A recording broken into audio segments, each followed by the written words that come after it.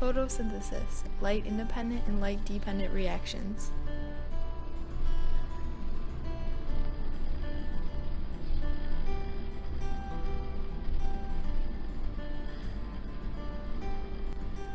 This is the equation for photosynthesis.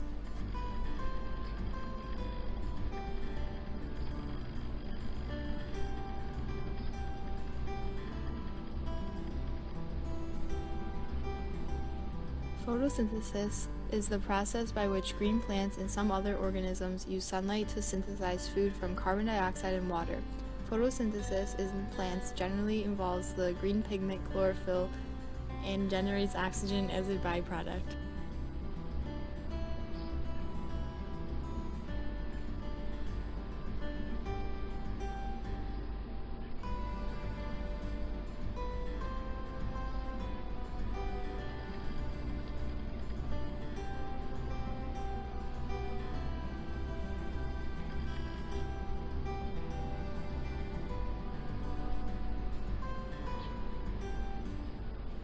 In order for photosynthesis to happen, it needs light, energy, CO2, and H2O to make sugar.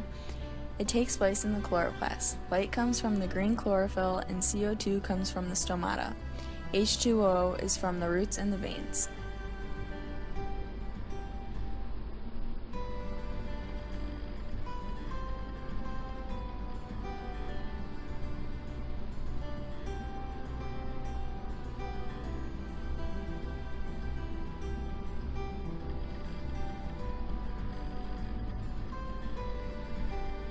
A plastid that contains chlorophyll and in which photosynthesis takes place. A stoma is a small mouth-like opening in a leaf that allows movement of gases through the intercellular space.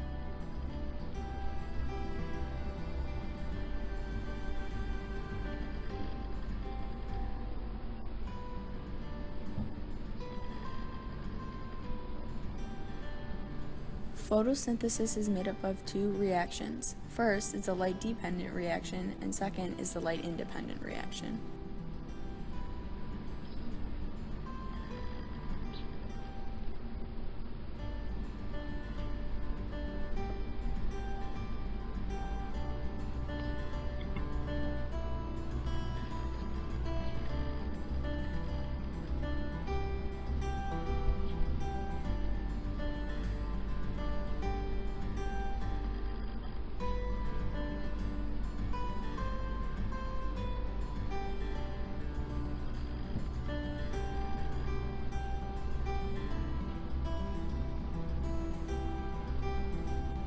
The first step is light-dependent reaction, and this occurs in the thylakoid.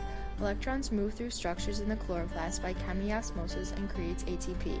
Hydrogen is converted to NADPH and oxygen diffuses out of the plants as a waste.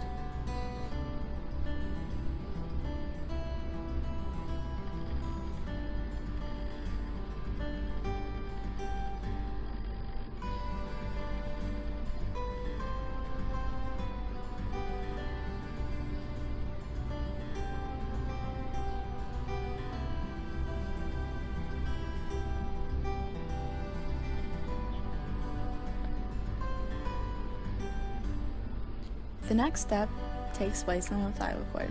A thylakoid is a number of arranged stacks bound by pigment membranes. This needs light and is found in the stroma.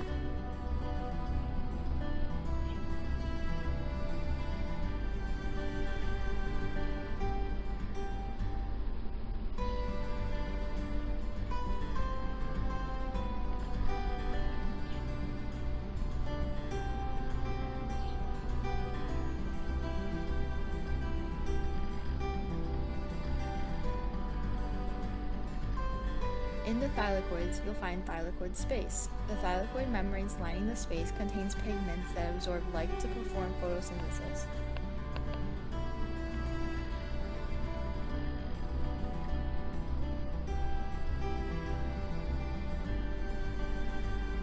In the process, carbon dioxide is reduced to glucose and water is oxidized to oxygen.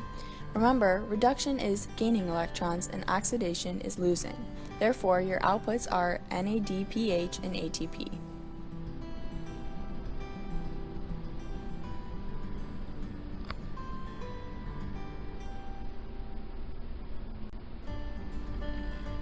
The previous outputs felt a little lonely, so they go to the Kelvin cycle, and these provide for the energy needed for the Kelvin cycle.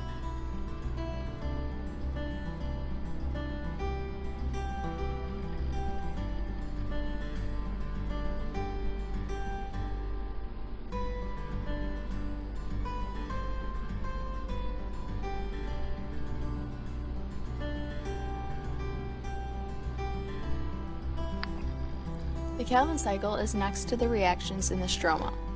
It uses energy from the short-lived electronically excited carriers and converts carbon dioxide and water into organic compounds which can be used by organisms.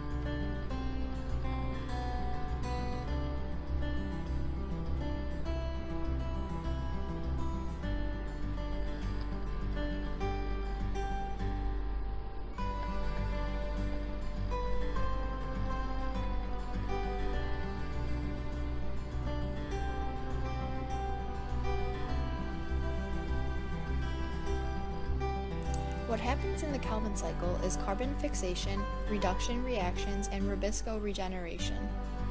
The example of carbon fixation in photosynthesis is chemiosynthesis, and this is another form of carbon fixation that takes place in the absence of sunlight.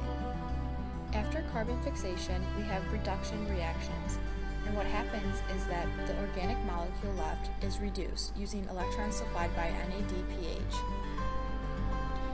Now, the RUBP, which starts the cycle, is regenerated so the cycle can continue.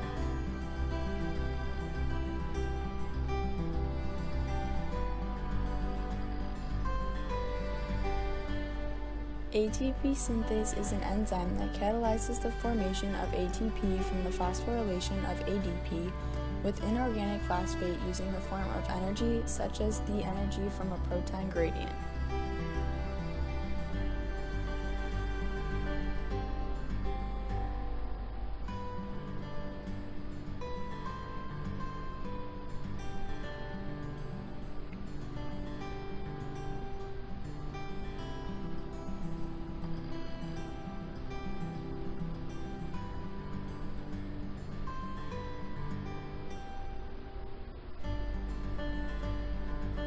To make glucose, G3P is used.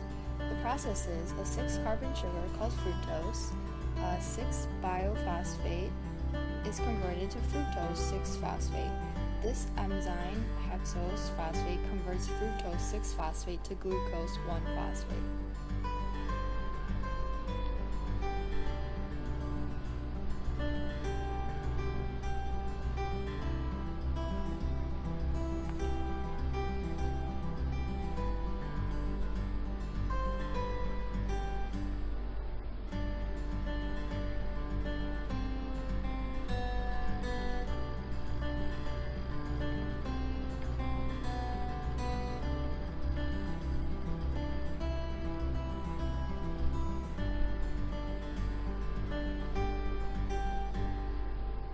The main purpose for these reactions is so that glucose can be gained by the plant. Glucose is a simple sugar that is a component of many carbohydrates. Glucose can be converted into chemicals required for growth of a plant cell such as cellulose, into starch, and can be converted back into glucose when the plants require it. It also can be broken down during the process of respiration. This releases energy stored in the glucose molecule.